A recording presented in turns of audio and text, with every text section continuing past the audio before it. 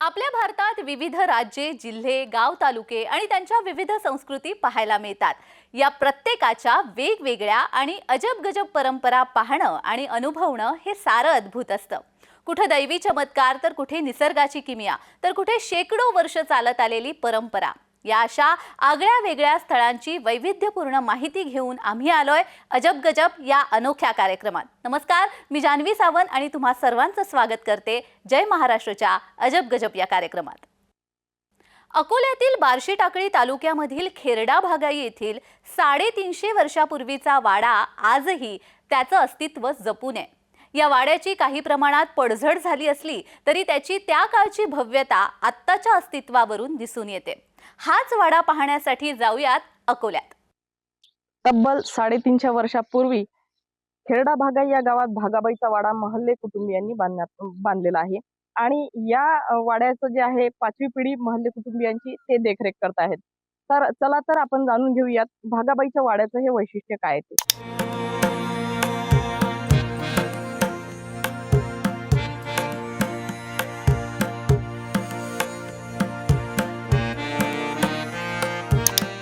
अकोल्यातील बार्शी टाकळी तालुक्यात वसलेलं खेरडा भागाई हे गाव. या गावाची लोकसंख्या जवळपास 1000 ते 1200 लोकांची. खेरडा भागाई हे नाव इथे त्या काळी राहणाऱ्या भागाबाई या धनाढ्य महिलेच्या नावावरून पडल्याचं सांगण्यात येतं. भागाबाईंनी हा वाडा बांधला होता असं सांगितलं जातं.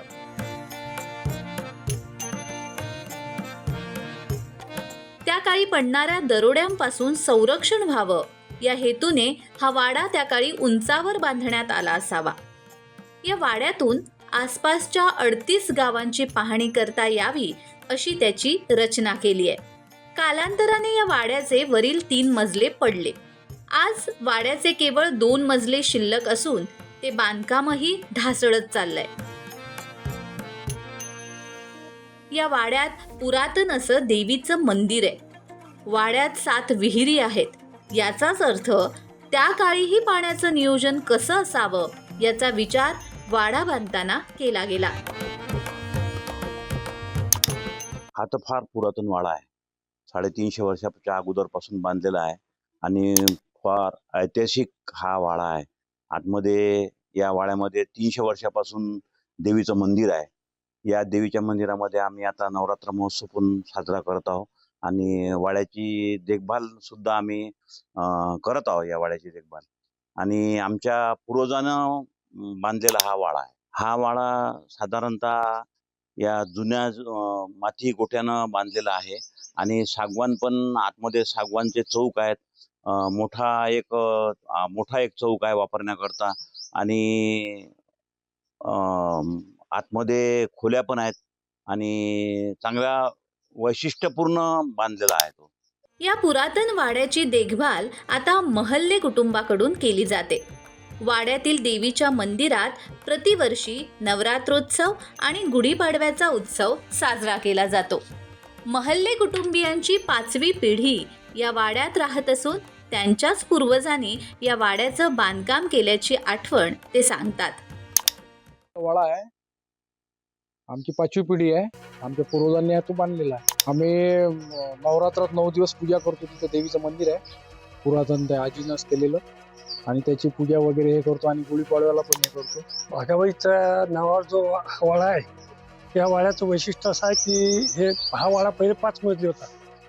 मग कालांतराने तो शिखत होत गेल्यामुळे त्याचे 2 मजले ठेवले आणि या 5 मजल्याहून 38 गाव दिसत होते. आता या वाड्याची देखरेख आम्ही महल्ले परिवार करत आहोत आणि देवीचं मंदिर आहे. देवीच्या मंदिरात आम्ही नवरात्र गुढीपाडवा सगळं साजरा करतो महल्ले परिवार आणि या गावाच्या नावाची ओळख भागाबाई या नावाने. पुरातन असलेल्या या भागाबाईंच्या वाड्यातील 7ही विहिरींना आजही पाणी आहे. पाण्याचा वापर पिण्यासाठी केला जातो. गावात असलेल्या या पुरातन वाड्याबाबत गावकऱ्यांना अभिमान आहे. हा वाडा 350 वर्षांपासून त्याचं अस्तित्व टिकून आहे. आत्ता असलेल्या 2 मजल्यांची देखरेख व्यवस्थित करून वाड्याचं महत्त्व जपण्याचं काम महल्ले कुटुंबीय करत आहेत. खेरडा भागाई हे भागाबाईच्या नावाने या गावाचं नाव सुद्धा प्रसिद्ध आहे. तर भागाबाईचा वाडा जो आहे तो आपण पाहिलेला आहे आणि यानंतर या वाड्याचं वैशिष्ट्य सुद्धा आपण जाणून घेतलेलं आहे. वर्षा मोरे, जय महाराष्ट्र न्यूज, खेरडा भागाई, अकोला. सह्याद्रीच्या पर्वतरांगेत वसलेल्या चांदवड शहराला ऐतिहासिक वारसा असून इथेच पुण्यश्लोक अहिल्यादेवी होळकर यांनी 1767 ते 1795 या राज्य शासन काळामध्ये किल्ले सदृश्य होळकर वाडा अर्थात रंगमहाल निर्माण केला. या वाड्याची भव्यता आजही टिकून आहे. याच वाड्यात अहिल्यादेवी होळकरांचं मंदिर आहे. जाणून घेऊयात या वाड्याच्या ऐतिहासिक महत्त्वाबाबत आणि त्यासाठी जाऊयात चांदवडला. 1725च्या काळात पुण्यश्लोक अहिल्यादेवी होळकरांची उत्तर महाराष्ट्रात राजवट होती. या राजवट काळात अहिल्यादेवींनी समाजातील तळागाळातील सर्वसामान्य नागरिकांना न्याय देऊन त्यांना ऊर्जितावस्थेत आणले. चांदवड गावात अहिल्यादेवींच्या राज्यकारभाराची राजधानी होती. या ठिकाणी त्यांचा सुरेख चित्रकूट केलेला आखीव रेखीव असा ऐतिहासिक रंगमहाल बांधलाय. हा रंगमहाल आजही इतिहासाची साक्ष देतो.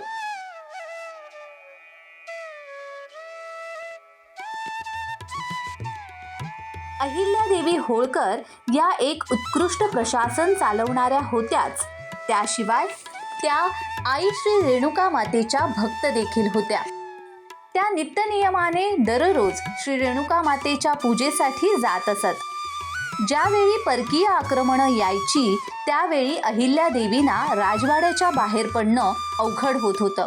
अशा वेळी रेणुका मातेचं दर्शन घेता यावं यासाठी रंगमहाल ते रेणुका माता मंदिर या दरम्यान 2 किलोमीटर अंतरापर्यंत भुयारी मार्ग त्या काळात त्यांनी बनवला होता. हे जे इथलं जे भुयार आहे ते रंगमहालातून देवीच्या मंदिरापर्यंत येतं. ते भुयार जेव्हा परकीय आक्रमण होत होते तेव्हा गावाला वेढा बसल्यानंतर तो वेढा जो आहे तर मग अहिल्यादेवी तो वेढा बसल्यानंतर भुयारांनी मंदिरामध्ये यायच्या. त्या भुयारांनी त्या प्रवेश करायच्या आणि भुयारांनीच त्या रंगमहालात जायच्या. किती किलोमीटरचं भुयार? हे 2 किलोमीटरचं भुयार आहे. साधारणतः किती दिवसाचं मंदिर आहे प्राचीन? आणि हे मंदिर आहे अहिल्यादेवींनी 1725 ते 1795 या काळात त्यांनी हे सगळं मंदिर बांधलेलं आहे. आणि इथनं आता सध्या ते भुयार बंद आहे. बंद पण त्या काळात ते कसे यायचे? म्हणजे काही पालखीने यायचे अहिल्यादेवी. भुयारांनी भुयारांनी पालखीने यायचे अहिल्यादेवी. एकंदरीतच आपण बघितलं त्या काळामध्ये भुयारांनी पालखीमध्ये या मंदिरात अहिल्यादेवी ह्या येत असत. हे असं नाशिक जिल्ह्यातील चांदवड हे प्रख्यात असं आई रेणुका मातेचं मंदिर असून या ठिकाणी इथून जे भुयार निघतं ते डायरेक्ट अहिल्याबाई होळकरांच्या वाड्यापर्यंत ते भुयार आज बी असल्याचं दिसत आहे. या रंगमहालाची वैशिष्ट्ये आपण पाहतोय. चांदवड शहर पूर्वी 7 वेशींमध्ये बांधलेलं होतं. होळकर वाडा ही वास्तू चांदवडचं वैभव मानलं जायचं. नक्षीकाम, कमानी, कलाकुसरीची वेलबुट्टीमुळे रंगमहाल हे नाव पडलं. या रंगमहालाला विटा आणि दगडी बनावटीच्या भक्कम भिंती आहेत. वाड्यात शिल्प आणि काष्ठकलेचे अद्वितीय नमुने आहेत. प्रत्येक लाकडावर बारीक आणि देखणं नक्षीकाम आहे. कोरीव लाकडी खांबाचे एकावर एक 3 मजले आहेत. रंगमहाल पुण्याच्या शनिवार वाड्या एवढा मोठा आहे. दरबार हॉलमधील चित्रांमुळे रंगमहाल हे नाव पडलं.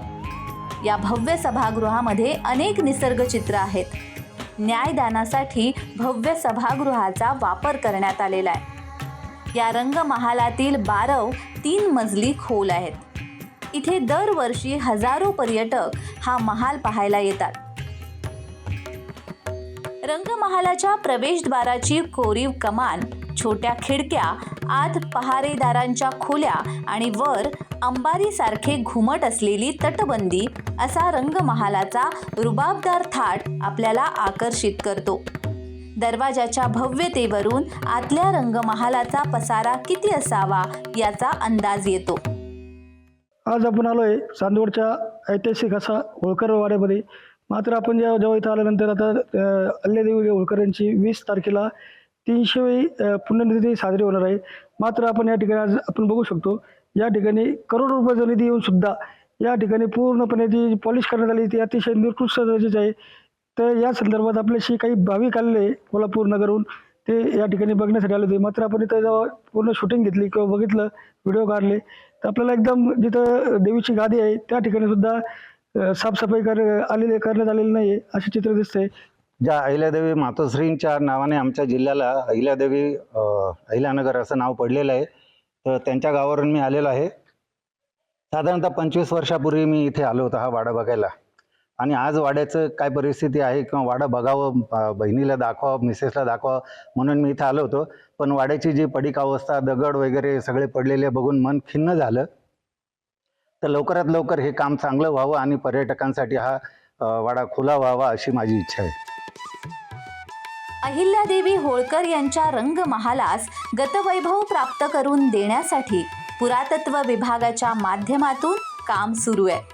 हे काम जलद गतीनं पूर्ण व्हावं आणि या रंगमहालाला त्याचं अस्तित्व पुन्हा प्राप्त व्हावं अशी अपेक्षा स्थानिकांनी व्यक्त केली आहे. त्या काळामध्ये भुयारांनी पालखीमध्ये या मंदिरात अहिल्यादेवी ह्या येत असत. हे असं नाशिक जिल्ह्यातील चांदवड प्रख्यात असं आई रेणुका मातेचं मंदिर असून या ठिकाणी इथून जे भुयार निघतं ते डायरेक्ट अहिल्याबाई होळकरांच्या वाड्यापर्यंत ते भुयार आज बी असल्याचं दिसत आहे. जय महाराजसाठी संतोष खताळ, नाशिक, चांदवड. महाराष्ट्रात गणपतीची अनेक मंदिरं आहेत आणि त्यातील एक महत्त्वाचं मंदिर म्हणजे श्री क्षेत्र पद्मालय. जळगाव जिल्ह्यातील एरंडोल तालुक्यामध्ये वसलेलं हे तीर्थक्षेत्र आपल्या ऐतिहासिक, पौराणिक आणि आध्यात्मिक महत्त्वामुळे भाविकांचं श्रद्धास्थान बनलंय. पाहूया या मंदिराची खासियत आणि त्यासाठी जाऊयात जळगावला.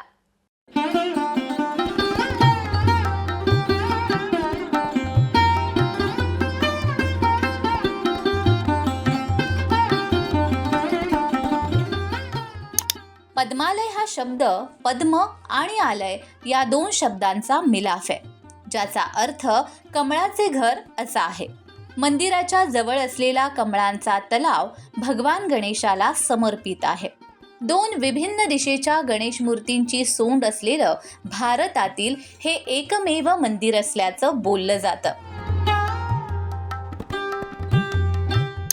जळगावला लाभलेला खूप मोठा वारसा आहे. या वारशामुळे म्हणजे आपण जळगावच्या आजूबाजूचे नव्हे तर देशभरातून लोक फक्त या मंदिरात भेट देण्यासाठी येतात. मी स्वतः तिथं म्हणजे दर महिन्याला जातो. पावसाळ्यात तर एवढं नयनरम्य वातावरण असतं. स्वतः मी तिथं मोर वगैरे उडताना पाहिलेले आहेत. देशभरात असं विशेष आहे की उजवा आणि डावा सोंडेचा गणपती दोघं एकाच ठिकाणी आहेत.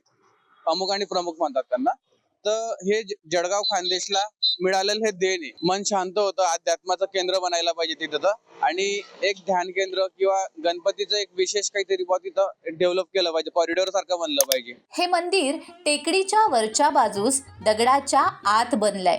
या मंदिराची खासियत अशी आहे की इथे गणपतीच्या दोन स्वयंभू मूर्ती एकाच गर्भगृहात विराजमान आहेत. उजव्या सोंडेच्या रूपात गणपतीने सहस्त्रार्जुनास दर्शन दिलं तर डाव्या सोंडेच्या रूपात शेषनागाला दर्शन दिलं असा उल्लेख गणेश पुराणात आहे. पौराणिक कथांनुसार असं म्हटलं जातं की भीमाने बकासुराला लढाईत तेथेच पराभूत केलं. या लढाईनंतर तहान भागवण्यासाठी त्याने पाण्याचा तलाव तयार केला.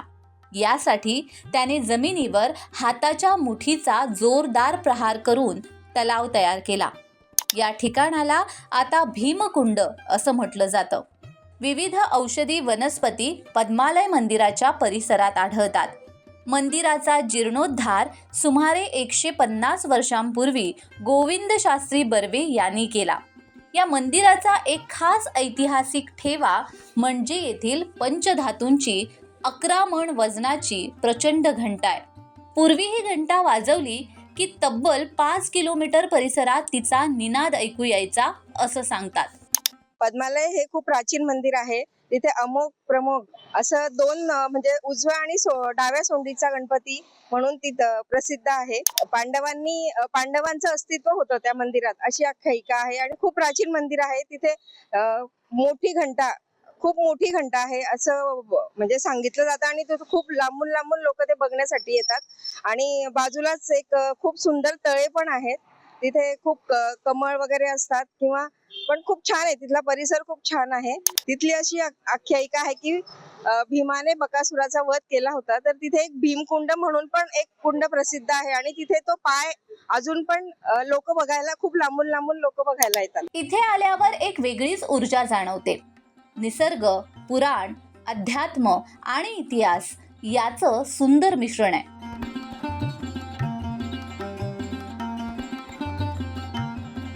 नवसाला पावणारा गणपती म्हणून दूर दूरहून लोक इथे दर्शनाला येतात.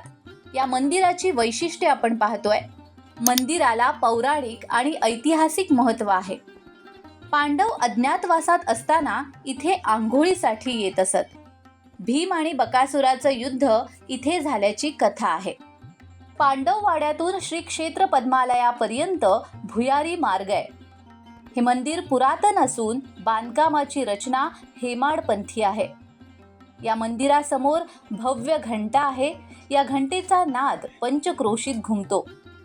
मंदिराजवळील तलावात रंगबिरंगी कमळांचे भाविकांना आकर्षण वाटते. देशभरातील प्रसिद्ध गणपती मंदिरांमध्ये श्री पद्मालयाचे विशेष महत्त्व आहे. ते खूप प्राचीन आहे, पांडवकालीन मंदिर आहे, त्यामुळे खूप पुरातन मंदिर आहे. इथे येणाऱ्यांच्या जे नवस वगैरे असतात, मानता असतात, त्या फेडल्या जातात. इथे येणाऱ्यांचे नवस पूर्ण होतात, असं खूप वर्षापासून आहे. आणि इथे जे कमळाचं एक तळ आहे, तिथून ते कमळ तिथे वाहिलं जातात. त्या कमळाच्या तळ्यामुळे तिथे एकदम निसर्गरम्य वातावरण होतं. आणि सगळ्यात छोटं शॉर्ट बट स्वीट एक छोट्या एका दिवसाची एक ट्रिप आणि सोबत देवाचं दर्शन, दोघी गोष्टी एका दिवसात होऊन जातात. तिथे देवाचं दर्शन होऊन जातं. एका टायमाला उजव्या डाव्या सोंड्याचे गणपती आहेत, म्हणजे पुरातन आहे, जे कुठेच नाही अख्ख्या भारतात, ते आपल्याला जवळ आहे, ते बघायला मिळून जातं. आणि एका टायमाला दर्शन होतं, मानता पूर्ण होते आणि एक पर्यटन होऊन जातं. सगळंच एक कॉम्बो पॅक होऊन जातो एका दिवसात. श्री क्षेत्र पद्मालय हे केवळ एक धार्मिक स्थळ नाही, तर ऐतिहासिक, पौराणिक आणि निसर्गरम्य स्थळही आहे, जिथे भक्तांना आध्यात्मिक शांततेचा अनुभव येतो. या ठिकाणी असं वैशिष्ट्य सांगता येईल की एक उजव्या सोंडेचे गणपती आणि एक डाव्या सोंडेचे गणपती. द्वारपाल गणपतीवरती आमोद आणि प्रमोद लिहिलेलं आहे, परंतु गाभारामध्ये प्रमोद आणि आमोद असे दोन गणपती. असे लहान मोठे जवळजवळ 21 गणपतीचा समुच्चय पद्मालय देवस्थानामध्ये. लहान मोठे गणपती उजवे डावे सगळ्या प्रकारचे. इथे तांबड्या रंगाचा म्हणजे पांढऱ्या पाषाणाचा दगड आणि तांबड्या पाषाणाचा दगड सुद्धा, तो दोन गणपती सुद्धा आमच्याकडे उपलब्ध आहे. तांबड्या रंगाचा पाषाणाचा गणपती पद्मालय देवस्थानामध्ये पाहायला मिळतो. श्री पद्मालय मंदिरा शेजारी असलेला परिसर पावसाळ्यात नैसर्गिक सौंदर्याचा आनंद भाविकांना देतो. या मंदिरामुळे एरंडोल तालुक्याची वेगळी ओळख देशभरामध्ये निर्माण झाली आहे. दररोज हजारो भाविक या ठिकाणी गणपतीच्या दर्शनासाठी येतात. पद्मालय येथील हे देवस्थान असून डाव्या व उजव्या सोंडीचा गणपती एकाच व्यासपीठावर विराजमान आहे. पद्मालय देवस्थानाची आख्यायिका अशी आहे, मयुरेश्वरांनी मोरगाव येथे कमलासुराचा वध केला होता. कमलासुराचा वध केल्यानंतर ज्या ठिकाणी शिर पडलं ते मयुरेश्वर, त्यानंतर कमरेपर्यंतचा जो भाग पडला ते आहे राजूर, ते म्हणजे दुसरं पीठ. त्यानंतर जे तिसरं पीठ कमरेपर्यंतचा जो खालील भाग पडला ते आहे पद्मालय.